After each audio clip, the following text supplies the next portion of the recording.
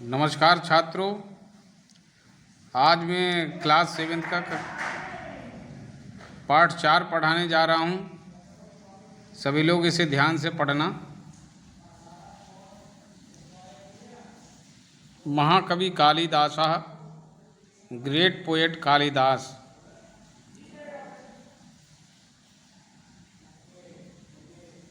को न जनाति खलु महाकवि कालिदासस्य नाम, असौ न केवलं भारते प्रत्युत निखिले विश्वे प्रसिद्धा विश्वस्य अनेके देशवासिना स्वः स्वः देशस्य सर्वश्रेष्ठेन कविना सह अस्य तुलनां कुर्वन्ति। वस्तुतः कालिदासः सर्वेभ्योऽपि श्रेष्ठतम अद्भुतस्य अस्य जन्मना विषये अनेकाः किंवदन्ति सन्ति। केचन कविमुं बांग्लादेशीय, केचन कश्मीर देशीय, केचन उज्जयिनी वास्तु व्यमिति कथयन्ति। राज्या विक्रमादित्य नवरत्नेषु अन्यतमः अयं महाकवि स्वजीवनस्य महत्वपूर्णः समाधिकं च कालम् उज्जयिनी आयापयत् इति निश्चितम्।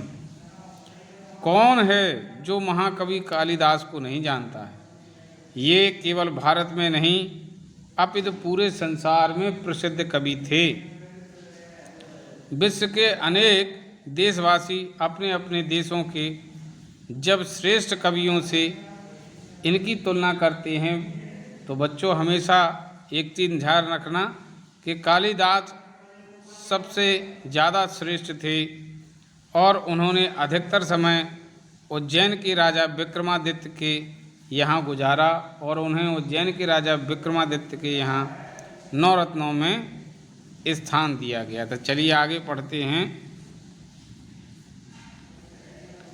आगे देखिए, एषा पूर्वमूर्खा असीदिति जनश्रुति एकदा विद्योत्तमा नाम्नी राजकन्या प्रतिज्ञावती यच्चा तनयो सह विवाहं करिष्यति। यह पंडिता यह शास्त्रे ता पराजयसिते इति अनेके पंडिता आगता पराजिता चा भूत्वा आगच्छन् प्रतिकार भावनया दग्धमानसा। केचन पंडिता विद्योत्तमया विवाहं केनचित् मूर्खेण सह कारयतु निश्चवन्। एकदा ते मार्गे मूर्खो मेघवस्यन् यः वृक्षस्य यस्य शाखायाम् उपविष्टः आसीत् त्वमेव छिन्नता स्मः। ते तमाहुः राजकन्या सह विवाहस्य वार्ताः च कृत्वा अवदन् त्वं केवलं संकेतत्रय प्रश्नानि उत्तरासि इति। ये पहले मूर्ख थे बच्चों। ऐसा बताया जाता है एक विद्योत्तमा नाम की राजकुमारी थी। उसने प्रतिज्ञा ली कि जो भी मनुष्य मुझे शास्त्र में हराएगा मैं उसके साथ शादी कर लूँगी। बहुत बड़े बड़े पंडित आए उससे शास्त्रार्थ करने के लिए, लेकिन कोई भी नहीं जीत सका। ऐसा होने पर सारे पंडित चिढ़ गए और उन्होंने निश्चय किया कि इस राजकुमारी का विवाह किसी मूर्ख के साथ करवाएंगे।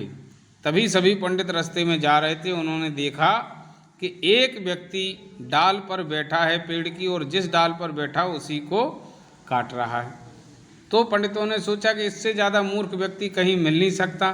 उन्होंने उसे पास बुलाया और कहा कि चलिए मैं आपको एक स्त्री से मिलवाता हूँ, आप केवल मौन रहकर इशारों में उसके जवाब देना। चलिए आगे पढ़ते हैं, बड़ी कथा रोचक है ये।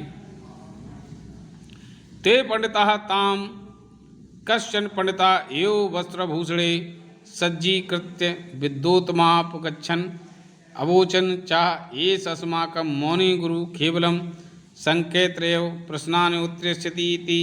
सा स्वीकृतवती ते मूर्खस्य संकेतानां विचित्रमर्थ कृत्वा मता शास्त्रे पराजित्य तेन सह तस्यां विवाहं कृतवन्तः। एकस्मिन् दिने राजप्रसादे स्थिता असौ मूर्खा उष्टविलोक्य ऊट्रः ऊट्रः इति कथित्वा हसितुं मारब्धान विद्योतमया ज्ञातम यत पंडिते वंचिता सा मूर्खेण सह विवाहिता भवत इति शोककुल हृदया सा तत्क्षणमेव तम मूर्खपतिम प्रसादात बहिर्करोत्।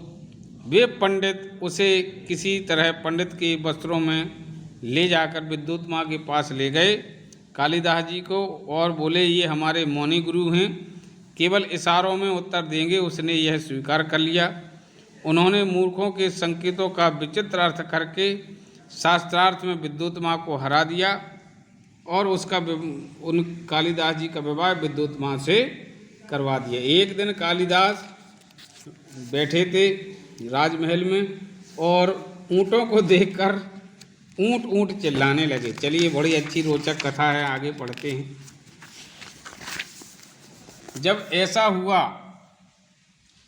तो विद्युत्मा ने जान लिया कि ये एक मूर्ख आदमी है जिसके साथ उसका विवाह हो गया, और वह दुखी होकर उसने तुरंत ही कालिदास को महल से बाहर निकाल दिया।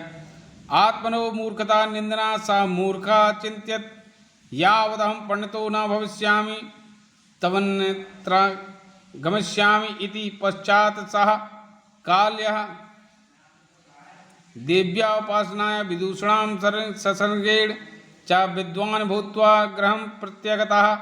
तदानीं पत्नी कपाटमावृत्यं प्रकोष्ठस्थः आसीत्। कालिदासो अवदत्, अनावृतं कपाटं द्वारं देहि। सा पृच्छत्, अस्ति कश्चित् वाग्विशेषः? कालिदास तत्पत्रं श्रुत्वा प्रत्येकं पदं श्रुत्य एकं ग्रंथं रचित्या। कालिदासो अवदत्, अनावृतं कपाटं द्वारदेहि। सा पृच्छम्, अस्ति कश्चित् वाग्वेषं? कालिदास तत्त्रद्यं श्रुत्वा प्रत्येकं पदमाश्रित्यम् एकं ग्रंथं रचिता। अस्य महाकवि सप्त रचना प्रसिद्धा सन्ति। यदा महाकाव्ये द्वे रघुवंश महाकाव्यं कुमारसंभवं खण्डकाव्यद्वयं ऋतुसंहारं मेघदूतं नाटकत्रयम् अभिज्ञानशाकुन्तलं मालिकावाग्नि विक्रमोर्वशीयं स्वयं की मूर्खता की निंदा करते हुए मूर्ख ने सोचा। जब कालिदास की निंदा हुई तो कालिदास ने सोचा कि मैं जब तक विद्वान नहीं हो जाऊंगा तब तक मैं काली देवी की उपासना करूंगा। और ऐसा सोचकर वह तपस्या करने चले गए और काफ़ी समय तपस्या करने के पश्चात जब माँ काली देवी प्रसन्न हो गईं तो उन्होंने कहा, हे कालिदास उठो, आज से मैं आपको वरदान देती हूँ कि आज के बाद आप जैसा कोई विद्वान इस संसार में नहीं होगा। इसके बाद कालिदास ने अनेकों ग्रंथों की रचना की, जैसे रघुवंश महाकाव्य, कुमार संभव, ऋतुसंहार, मेघदूत आदि नाटक, अभिज्ञान शाकुंतलम आदि वगैरह वगैरह बहुत सारे ग्रंथ लिखे। भाषा माधुर्यम भावा प्रलत्वम रसमय तत्वम ता च कालिदास काव्यानां वैशिष्ट्यं वर्तते। तेषां पठनेन हृदय रसगमन इति भवति। अभिज्ञान शाकुंतलम कवि सर्वोत्कृष्टा रचना। वस्तुतः कालिदासा न केवलं संस्कृत भाषा अपितु भारतस्य अखिल विश्वस्य च गौरवा। अस्योपमा वर्णन नने पुण्यम विलोक्य कविया वदन्ति उपमा कालिदासस्य इति। भाषा मधुर और भावों की शुद्धता एवं रसता के हिसाब से कालिदास के सभी काव्य बहुत अच्छे थे।